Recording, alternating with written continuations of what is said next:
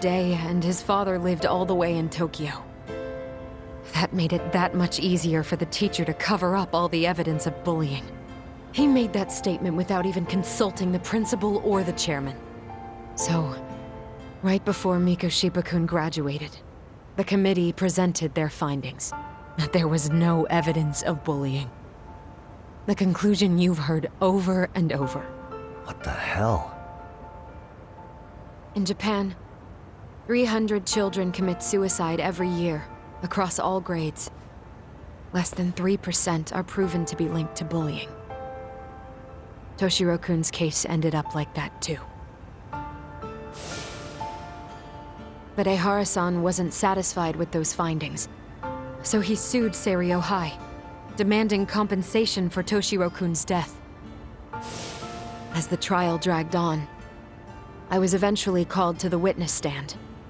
Of course, my intention was to let everything I knew out into the open. But before that could happen, that damn teacher came with the school's attorney to see how I would testify. They didn't want you making them look bad, huh? Of course not. That's when I first learned what he did with those incriminating questionnaires. They had no choice but to reveal everything to me, to try and sway me to their side. I guess they were just that desperate. After all, I was the only adult who Toshiro-kun confided in. I don't think he'd spoken to his parents about it once. So yes, that's why there was never any objective evidence of bullying. It wasn't like I had a mind to record our conversations. And I hadn't personally witnessed it either. The school attorney saw fit to remind me that the law says innocent until proven guilty. And if I couldn't produce tangible evidence, then I shouldn't be accusing Mikoshiba-kun. So it was witness tampering? That is, they coerced you into false testimony? Yes. It must have been incredibly hard on you. What I should have done was told the truth regardless. But what else could I have really done for him? Some days I just don't know. As much as I've tried to convince myself I did everything I could for him, I can never fully believe it. So what happened to the teacher who covered all this up?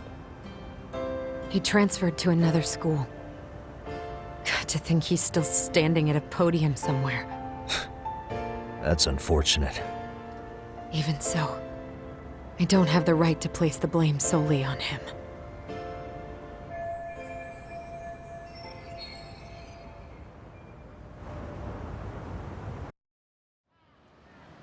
Maybe, but in that case, Mikoshiba's bullying of Toshiro, or those questionnaires getting discarded, have you ever told anyone else? No.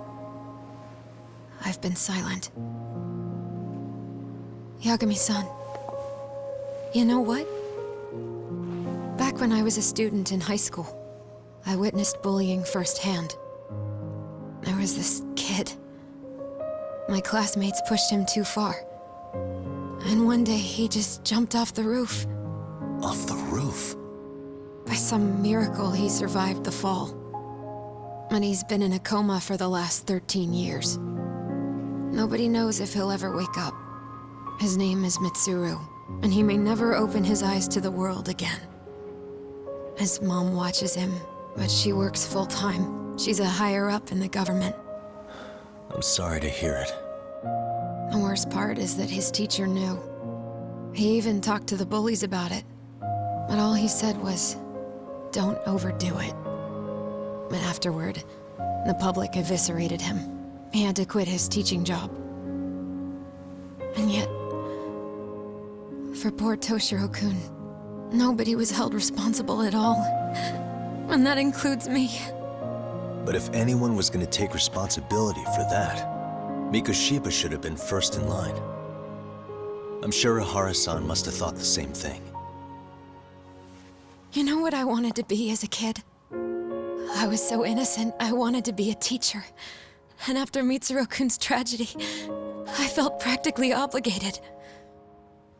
And still, I just let history repeat itself.